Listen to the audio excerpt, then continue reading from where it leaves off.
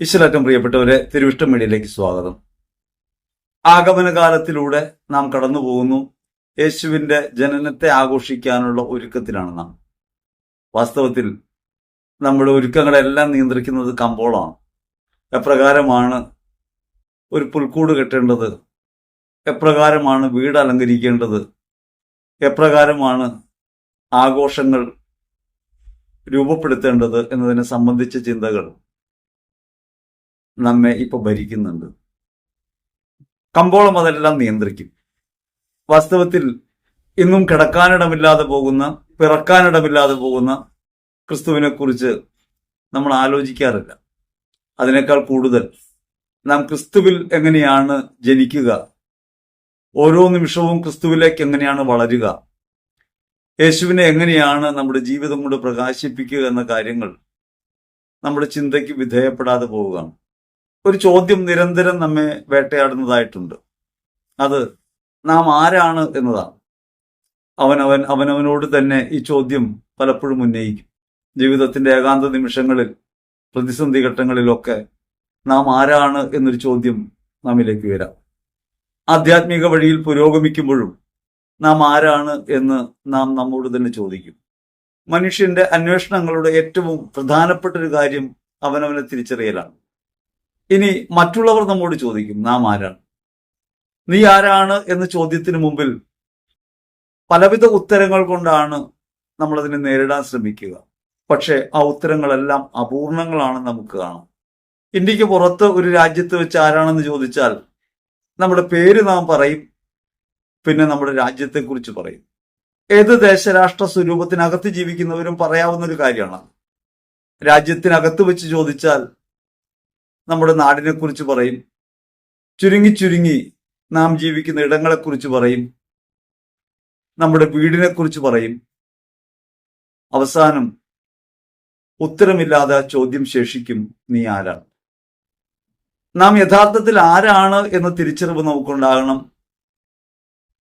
നാം ആരാണ് എന്ന് ലോകത്തോട് വെളിപ്പെടുത്താനും നമുക്ക് കഴിയണം.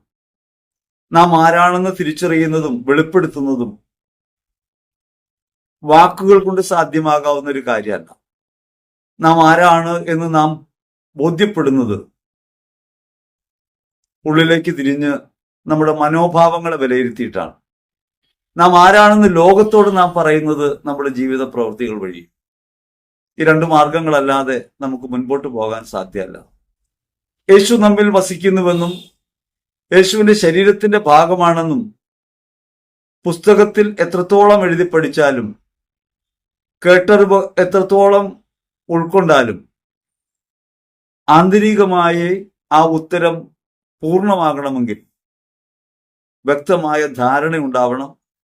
നമ്മുടെ ജീവിതം ആ വഴിയെ ചരിക്കാൻ തുടങ്ങണം. നാം ഓരോരുത്തരും യേശുക്രിസ്തുവിൽ ഉദ്ധിതരായവരാണ്, വീണ്ടും ജനിച്ചവരാണ്, യേശുവിനെ ഹൃദയത്തിൽ നാഥനും രക്ഷകനുമായി സ്വീകരിച്ചവരാണ്.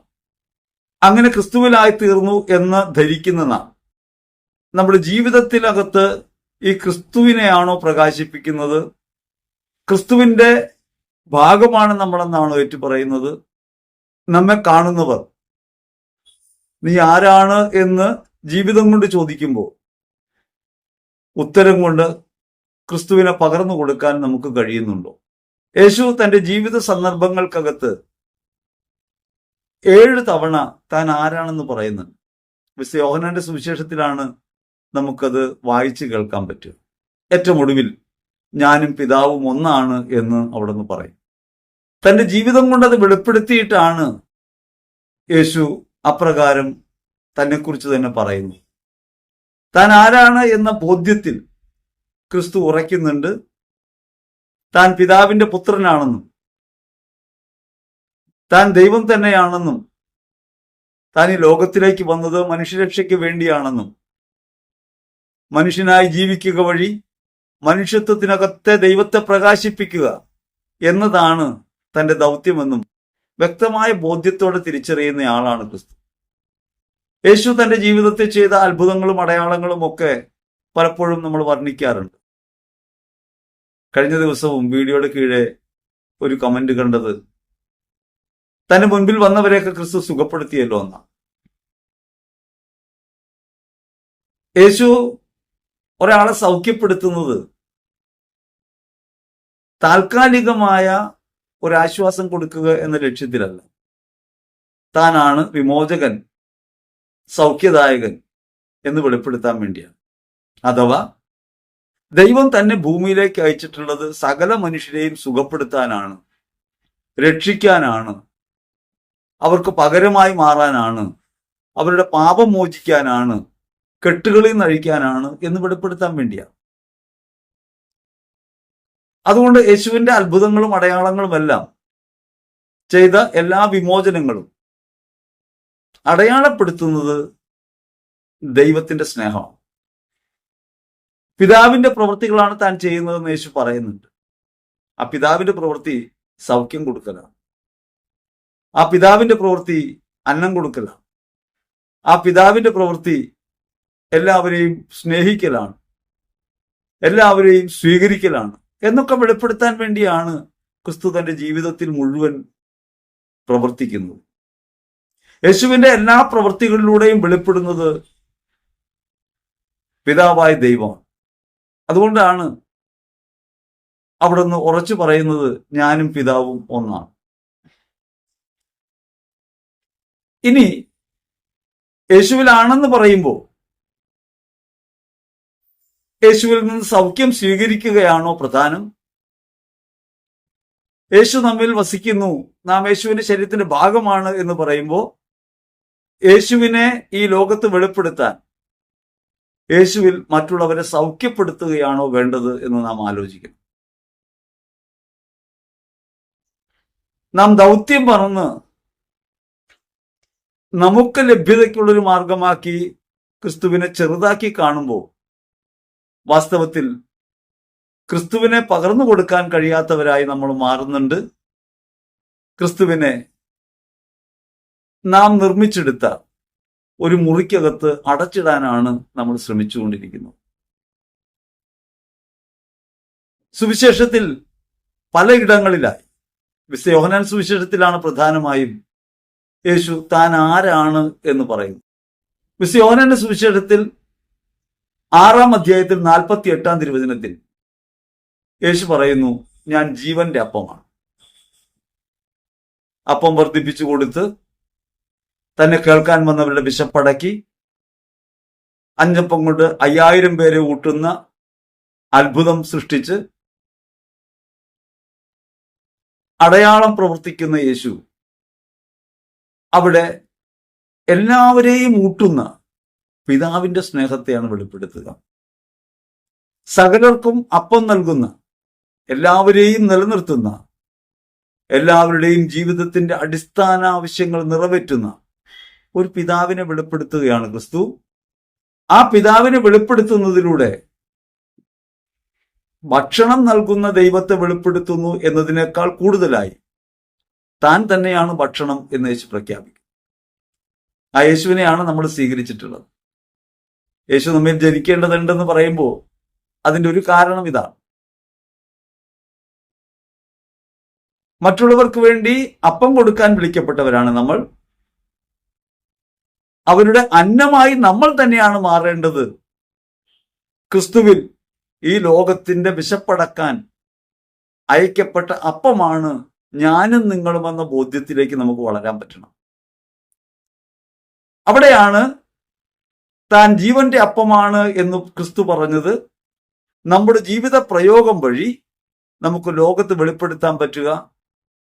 അങ്ങനെ വെളിപ്പെടുത്തുന്നതിലൂടെ നമ്മൾ തന്നെയും ആരാണ് എന്നതിന് ഒരു മറുപടി നമുക്ക് പറയാൻ പറ്റുക.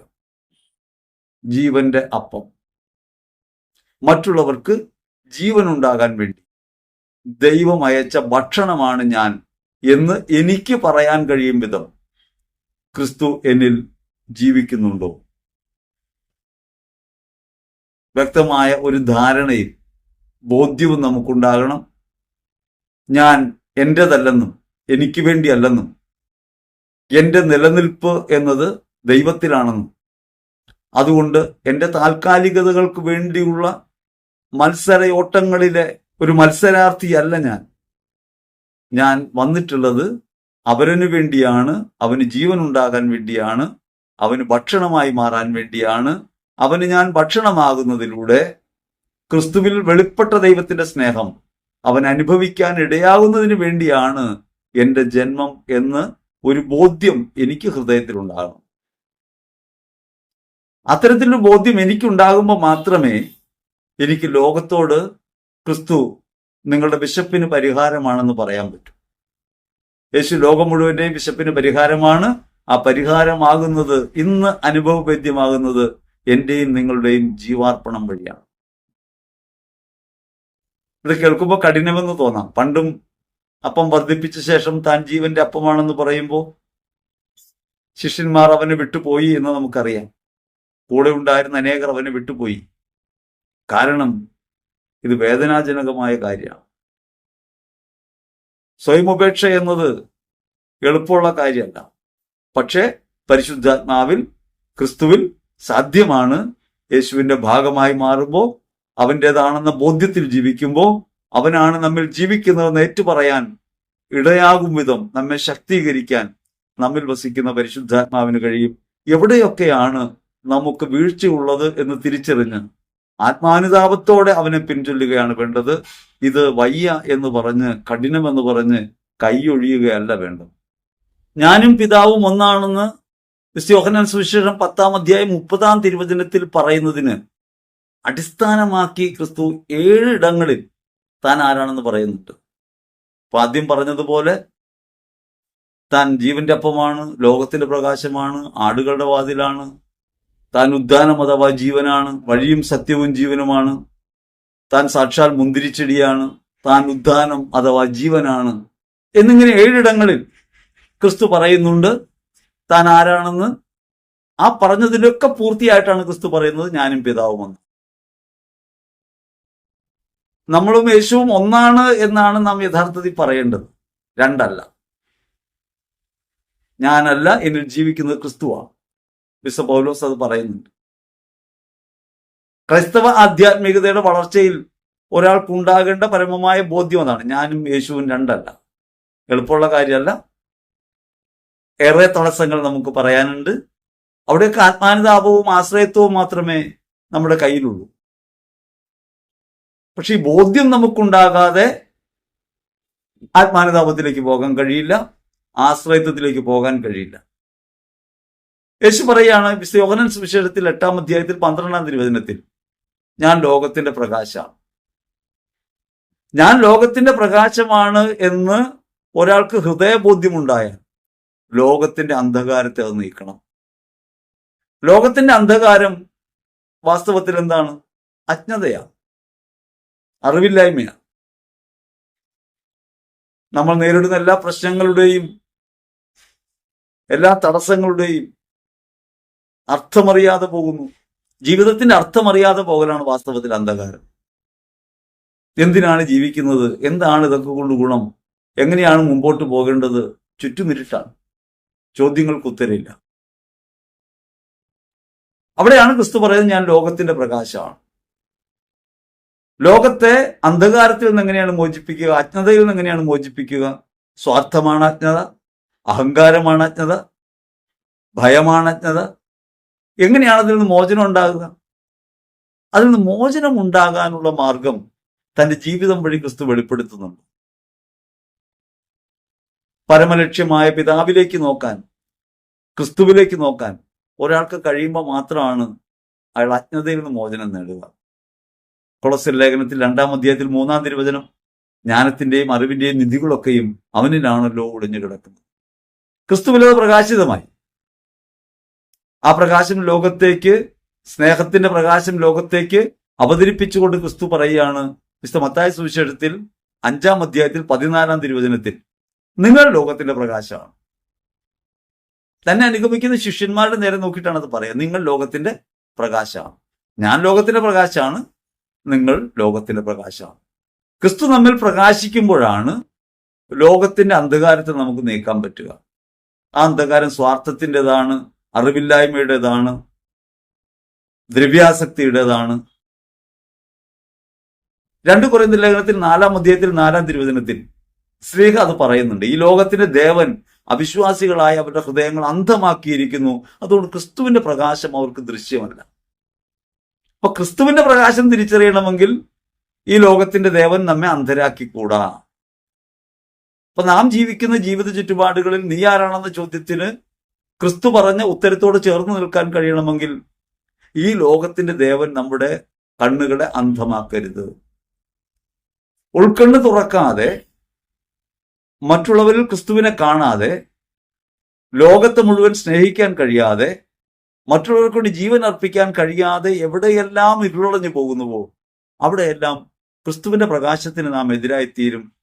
നാം കരിന്തിരി കത്തുന്ന വിളക്കായിട്ട് മാറും.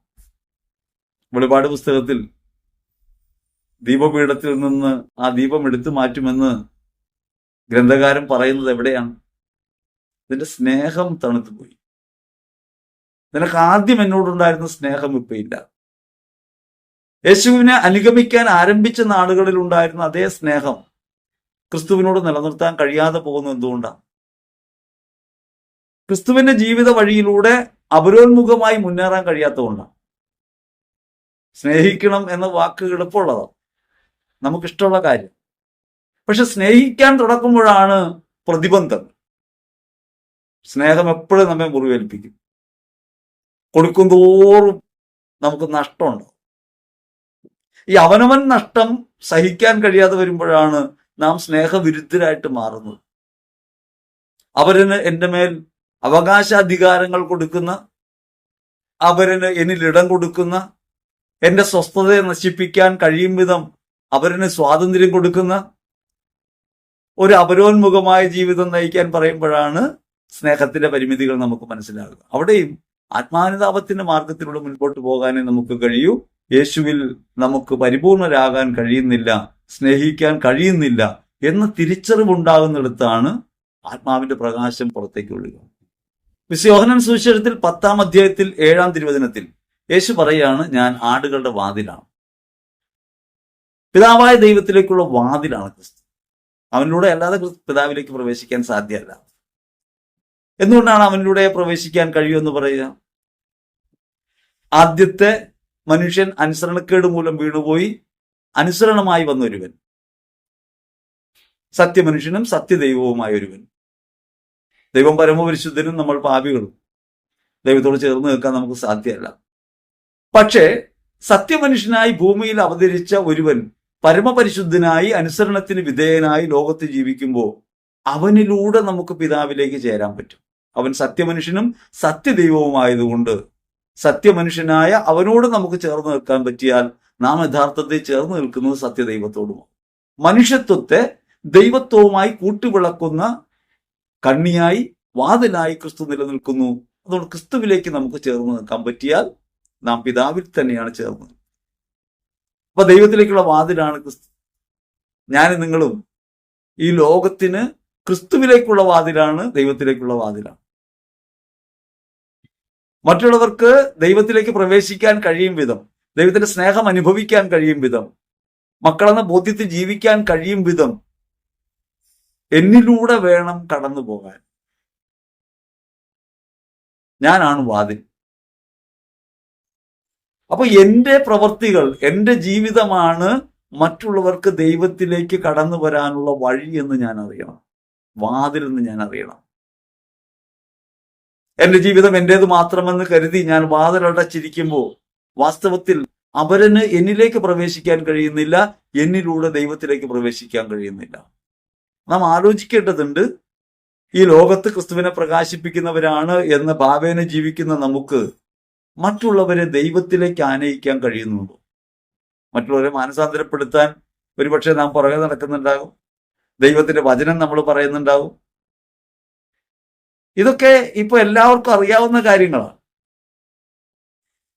ദൈവവചനം, വിശുദ്ധ ഗ്രന്ഥമൊക്കെ നമ്മളെക്കാൾ നന്നായി മനസ്സിലാക്കുന്നവരാണ് ദൈവമില്ലെന്ന് വാദിക്കുന്നവരും ഒരുപക്ഷെ ഇതര മതവിശ്വാസികൾ. പല പല മതങ്ങളിൽപ്പെട്ടവർ ഗഹനങ്ങളായി ക്രിസ്തു വചനത്തെക്കുറിച്ച് പഠിക്കുന്നുണ്ട്. പക്ഷേ വാതിലായി മാറുക എന്ന ദൗത്യം സ്വീകരിക്കാനായിട്ട് ആ പഠനങ്ങൾക്ക് സാധ്യമല്ല.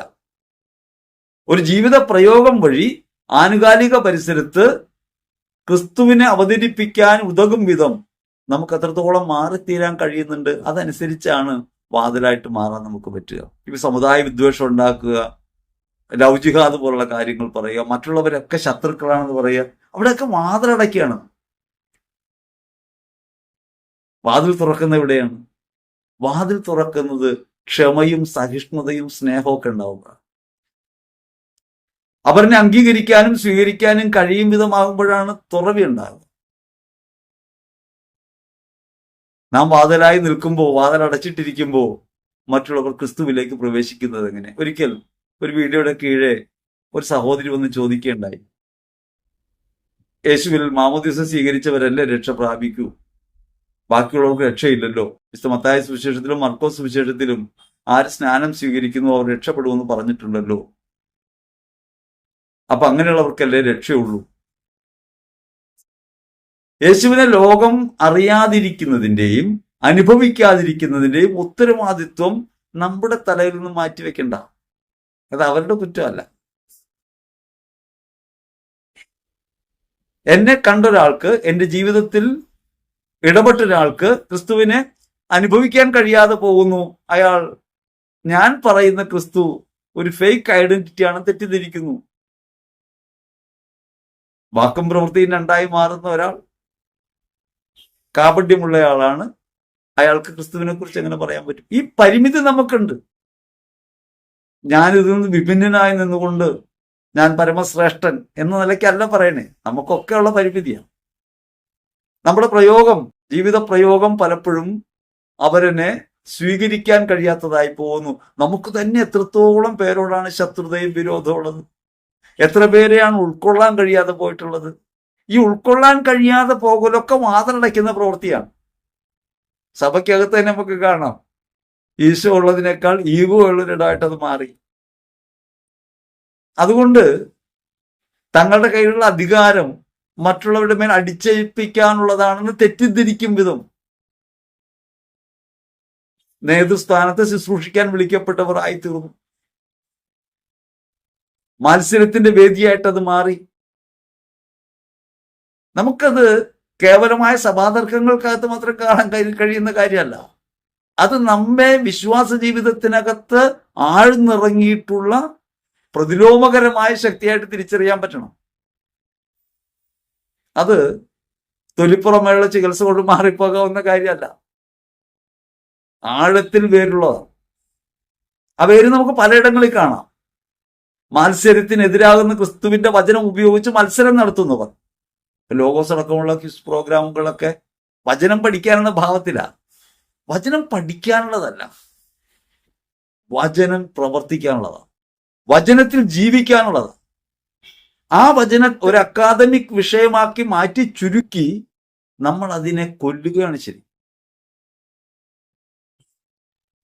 ക്രിസ്തു എന്തു പറഞ്ഞു എന്നത് ഞാൻ വ്യക്തിപരമായി അറിയേണ്ട കാര്യമാണ്. എന്നോട് ക്രിസ്തു എന്തു പറഞ്ഞു എന്നത് ഞാൻ വ്യക്തിപരമായി അറിയേണ്ട കാര്യമാണ്. ബൈബിൾ മുഴുവൻ കാണാപ്പാഠം പഠിച്ചിട്ടല്ല അതറിയുക. ക്രിസ്തു എന്ന ഒരാളിൽ നിന്നാണ്, ആളത്വത്തിൽ നിന്നാണ്. അത് വിജ്ഞാനം കൊണ്ട് നേടാവുന്നതല്ല, പാണ്ഡിത്യം കൊണ്ട് നേടാവുന്നതല്ല. ജീവിതത്തിൽ അവനെ അനുഭവിക്കാൻ ഇടയാകും വിധം ഹൃദയം തുറന്നു വെക്കുകയും ശിശുസഹജമായ നിഷ്കളങ്കതയോടെ അവനെ നോക്കുകയും ചെയ്യുമ്പോഴാണ്. നമുക്കൊക്കെ പരിമിതിയുണ്ട് കേട്ടോ, നമുക്കൊക്കെ പരിമിതിയുണ്ട്. നാം ആരും ഇതിൽ നിന്ന് മോചിതരല്ല, ശ്രമത്തിലാണ്. മിസ്റ്റർ ജോൺ പോൾ രണ്ടാമൻ മാർപ്പാപ്പ ഒരിക്കൽ പറഞ്ഞു, ആത്മവിമർശനപരമായ ഒരു കാര്യമാണ് പറഞ്ഞത്.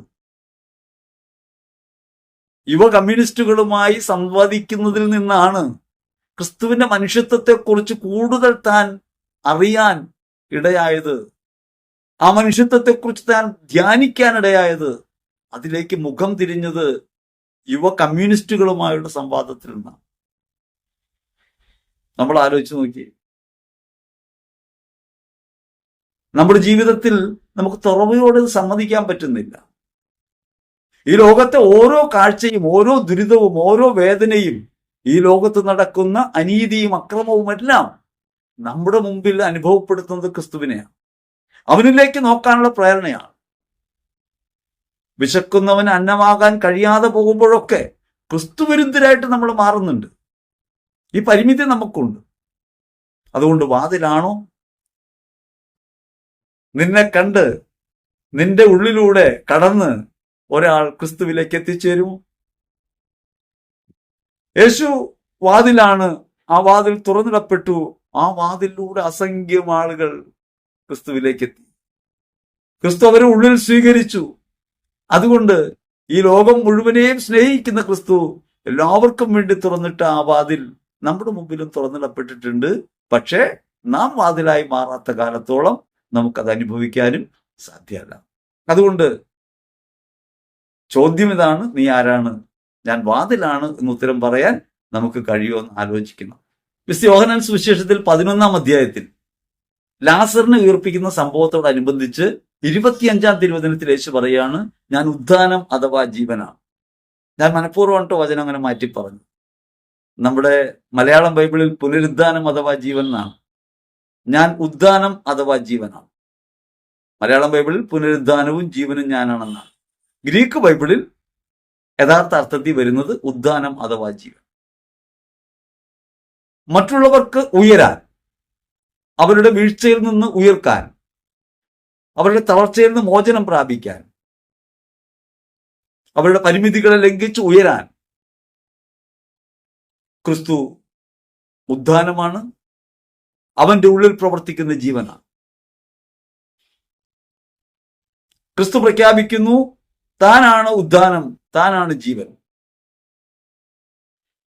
നമുക്ക് ഈ ലോകത്തോട് നോക്കിയത് പറയാൻ പറ്റും, ഞാനാണ് ഉദ്ധാനം, നിങ്ങളുടെ ഉദ്ധാനം ഞാനാണ്, നിങ്ങളുടെ ജീവൻ ഞാനാണ്. വീണുപോകുന്ന ഒരുവനെ കൈപിടിച്ചുയർത്തുമ്പോൾ, ഒരുവനെ അവന്റെ ഇല്ലായ്മയിൽ നിന്ന് ഉയർത്തുമ്പോൾ,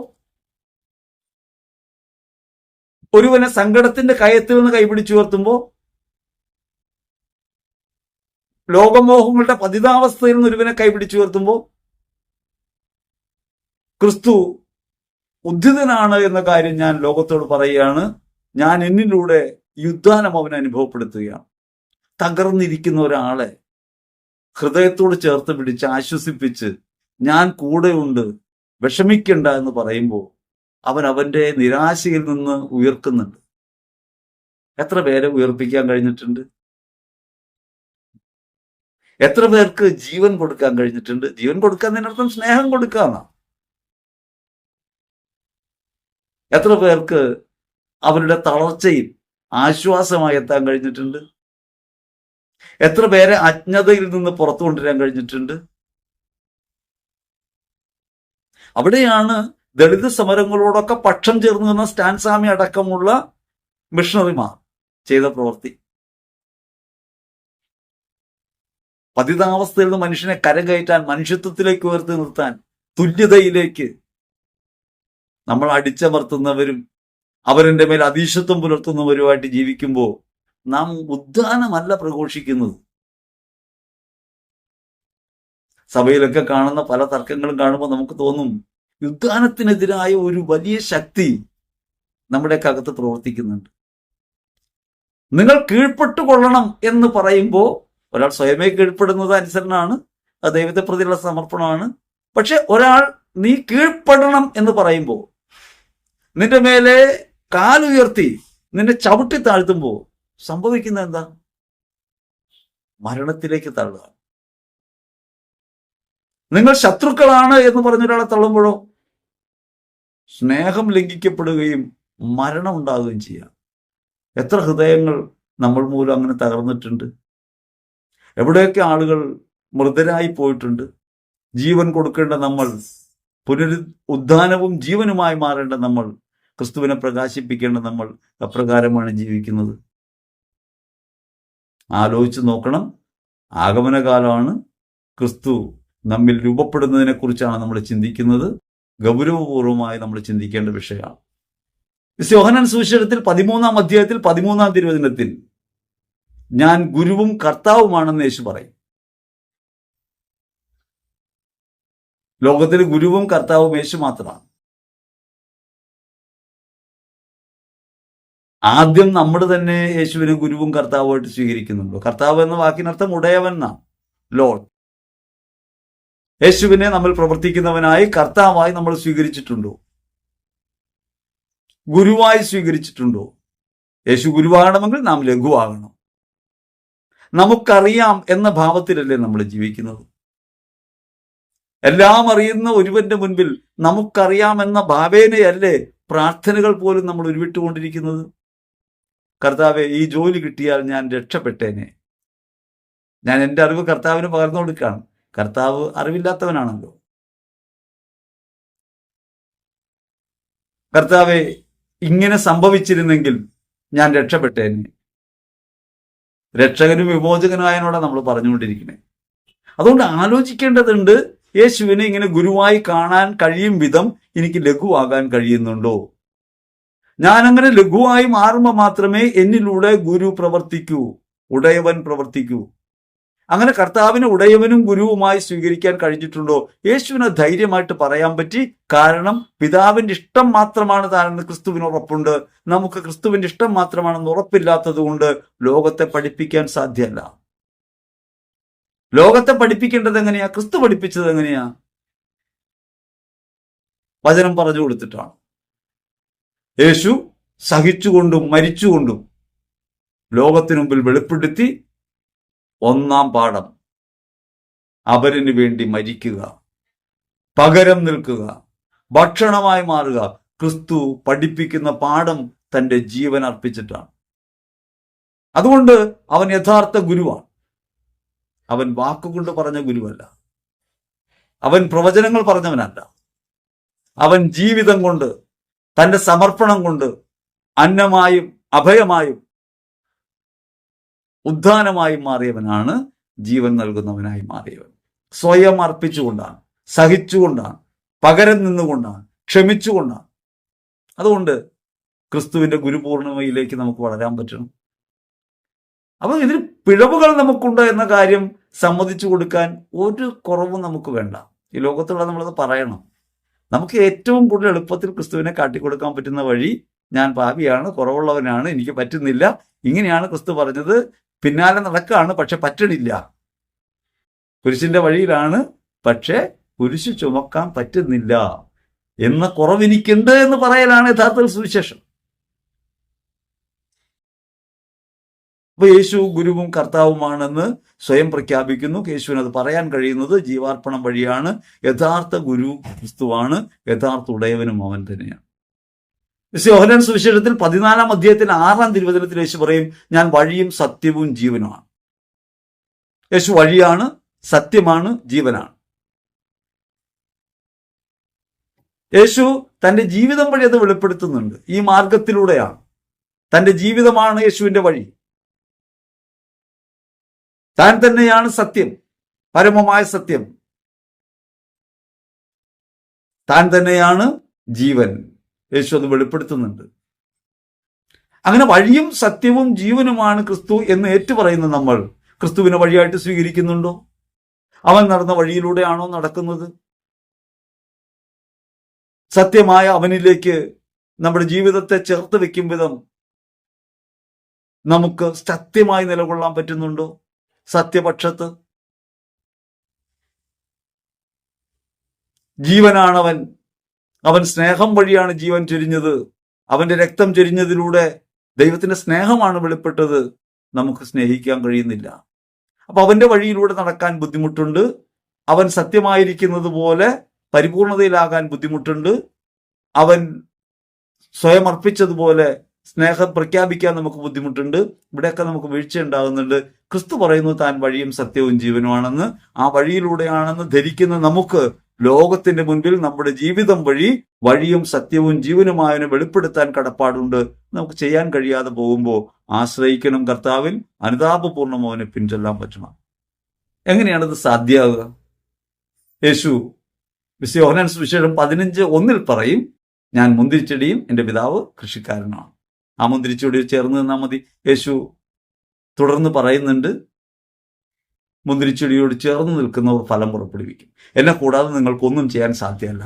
ഈ പറഞ്ഞ ഒരു കാര്യവും നിങ്ങൾക്ക് എന്നെ കൂടാതെ ചെയ്യാൻ സാധ്യമല്ല. അപ്പോൾ ക്രിസ്തുവാണ് ജീവിതത്തിന്റെ പരമകേന്ദ്രമായി മാറേണ്ടത്. ക്രിസ്തുവാണ് എന്നിൽ പ്രകാശിക്കേണ്ടത്. ക്രിസ്തുവാണ് എന്നിൽ ജീവിക്കേണ്ടത്. ഞാനെന്ന അഹത്തെ ഉരിഞ്ഞു കളഞ്ഞ് ക്രിസ്തുവിനെ ഹൃദയത്തോട് ചേർത്ത് വയ്ക്കാൻ, അല്ലെങ്കിൽ ക്രിസ്തുവിൽ എന്നെ തന്നെ സമ്പൂർണ്ണമായി സമർപ്പിക്കാൻ കഴിയും വിധമായി തീരുമ്പോഴാണ് ക്രിസ്തുജനനം നമുക്ക് യാഥാർത്ഥ്യമായിട്ട് അനുഭവിക്കാൻ പറ്റുക. അപ്പോഴാണ് വിശുദ്ധ യോഹന്നാൻ 10:30 തമ്മിൽ സാധ്യമാകുക. ഞാനും പിതാവും ഒന്നാണ് എന്ന ഭാവത്തിൽ പിതാവും ഞാനും ഒന്നാണ്, അല്ലെങ്കിൽ നീയാണ് പരമം എന്ന് പറയാവുന്ന തരത്തിൽ ക്രിസ്തുവാണ് എന്നിൽ ജീവിക്കുന്നത്, ഞാനില്ല എന്ന് നമുക്ക് പറയാൻ പറ്റുക. അപ്രകാരമായി തീരുമ്പോഴാണ് യഥാർത്ഥത്തിൽ ക്രിസ്തുജനനം ആഘോഷിക്കാൻ പറ്റുക. യഥാർത്ഥ ക്രിസ്തുജനനം ആഘോഷിക്കേണ്ടത് അങ്ങനെയാണ്. കമ്പോളത്തിന്റെ വ്യാമോഹങ്ങൾക്കനുസരിച്ച് ആഡംബരങ്ങൾ നിർമ്മിച്ചുകൊണ്ടല്ല. അങ്ങനെ ആഡംബരങ്ങൾ നിർമ്മിക്കുമ്പോൾ എത്രയോ പേരാണ് പുറത്തായി പോകുന്നത്. ഇതൊന്നും ചെയ്യാൻ കഴിവില്ലാത്തവർ, അന്നമില്ലാത്തവർ, അപ്പമില്ലാത്തവർ, കിടക്കാനിടമില്ലാത്തവർ പുൽത്തൊഴുത്തുണ്ടാക്കി ക്രിസ്തുവിനെ ആ കൂട്ടിലടയ്ക്കുമ്പോൾ ഇപ്പോഴും ഗതി കിട്ടാതെ കിടക്കാനിടമില്ലാതെ ക്രിസ്തു തെരുവിൽ. അപ്പോൾ നമുക്ക് ഈ ബോധ്യം ഉണ്ടാവണം. നമ്മുടെ ഹൃദയത്തിന്റെ ഇടമൊക്കെ അടച്ചു വെച്ചിട്ട് ക്രിസ്തുവിനെ പുറത്താക്കി ഒരു പുൽത്തൊഴുത്ത് കെട്ടി കുറെ അലങ്കാരങ്ങളൊക്കെ ചെയ്ത് നാം ക്രിസ്തുമസ് ആഘോഷിക്കുമ്പോൾ യഥാർത്ഥത്തിൽ വീണ്ടും നാം പിന്തിരിയുകയാണ് ക്രിസ്തുവിൽ നിന്ന് എന്ന കാര്യം ഓർക്കണം.